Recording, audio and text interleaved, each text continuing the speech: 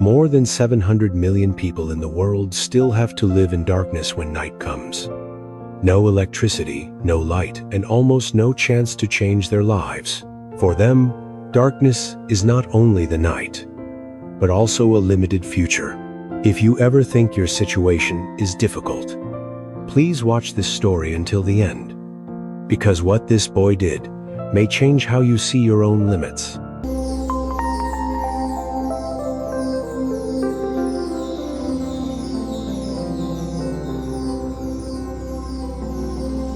And Kofi was also one of them. His house was in darkness every time night came. His mother Nia still had to sell sweet potatoes under a weak light at the market. And Kofi, he could only sit and watch and could not do anything. But that boy did not accept to live like that forever. He decided he would create his own light. Kofi grew up in a small village where electricity was a luxury. Every morning he woke up before it was fully bright. He wore old torn clothes and started his journey to school. The road was almost 5 kilometers long, full of dust and stones. But Kofi never complained because he knew it was the only way to change his life. At school, he always tried to study very hard, even when the conditions were not good. When other children went home with bright lights, Kofi could only return to darkness. His house was small, old, and almost had nothing valuable. When the sun went down, everything became quiet and dark. No electricity meant he could not study at night. No light also meant his chances became smaller and smaller. His mother, Nia, was the hardest working person in the family. Every day she prepared sweet potatoes to take to the market to sell. She often worked until late at night before coming home. Under a weak light, she tried to earn every small coin. Her hands were rough and her face showed tiredness. But in front of her son, she always tried to look strong. Kofi saw all of that, but he did not know what to do. He felt helpless because he could not help his mother escape this life. Every night, he could only sit in the dark and think. He wondered if this life could change or not. Was there any way to bring light into this small house? That question repeated in his mind every day. And from those thoughts, an idea slowly started to form. One day at school, Kofi saw something he had never had before. It was the light from a bright electric lamp in the teacher's classroom. That light did not only light up the room, but also made him stand still for a few seconds. For the first time, he truly saw the difference between light and darkness. While other children thought it was normal for Kofi, it was a miracle. He walked closer and reached out his hand as if he wanted to touch the light. In that moment, a thought came into his mind. If this light could exist here, why could it not appear in his house? That simple question made him think the whole day. On the way home, the image of the lamp stayed in his mind. He started to imagine his mother working under a clear light. No more squinting, no more worry when night came. That thought made his heart beat faster. For the first time, he did not only dream about changing his life, but also thought about how to do it. That night, while sitting in the familiar darkness, Kofi did not feel helpless like before. Instead, his mind was full of questions and ideas. Light was no longer something far away, but became a clear goal. He started to believe that even as a boy, he could still do something. And in that moment, a dream was born. A dream not to become rich, but to bring light to his family. From that day, Kofi started to act instead of only thinking. He spent time after school walking around the village to find things that others threw away. Old wires, broken radios, used batteries. For others, it was just trash, but for Kofi, it was a chance.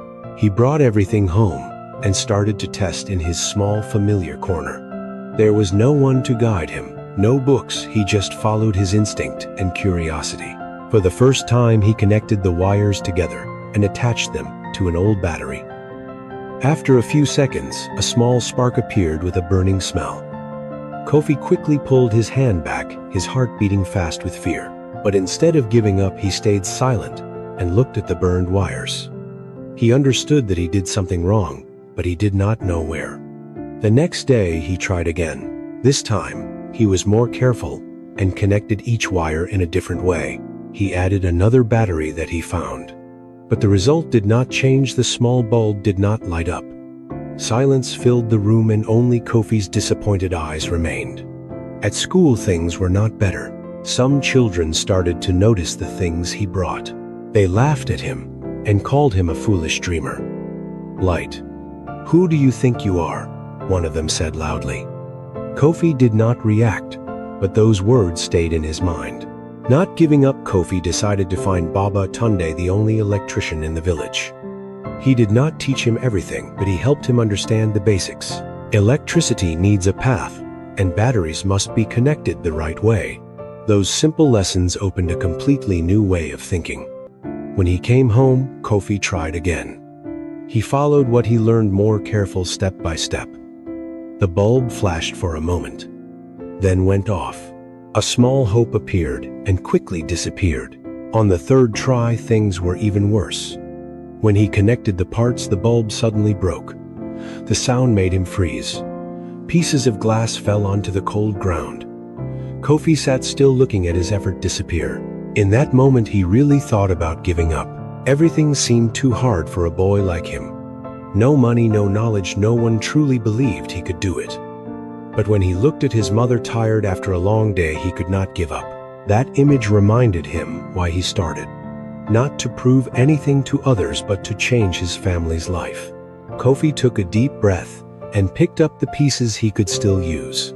He knew he had failed many times, but this time, he also knew he was a little closer than before.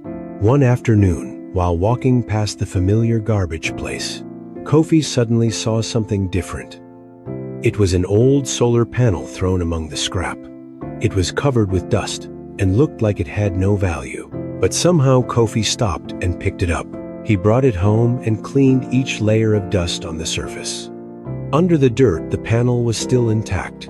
Kofi remembered what Baba Tunde once said about creating and storing electricity. And for the first time, he realized something important. Maybe the problem was not to create electricity from the beginning, but to use the energy that already existed.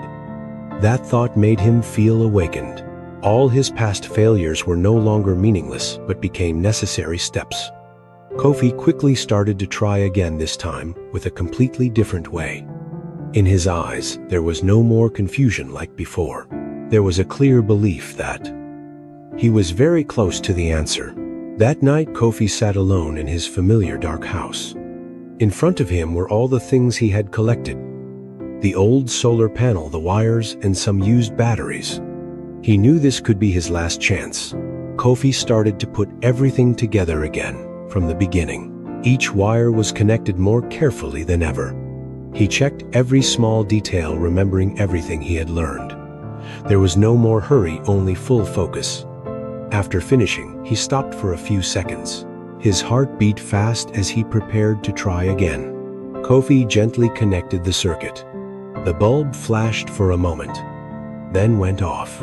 The room returned to darkness. Kofi lowered his head, his hands tight. But this time, he did not panic like before. He quickly checked every connection. A small mistake, just one small mistake, made everything fail. He fixed it, took a deep breath, and tried again. This time the light turned on. It did not flicker. It did not disappear. The bulb gave a steady light, lighting the whole small room. Kofi stood still, his eyes wide, not believing what he saw. His mother, Nia, walked in and stopped at the door.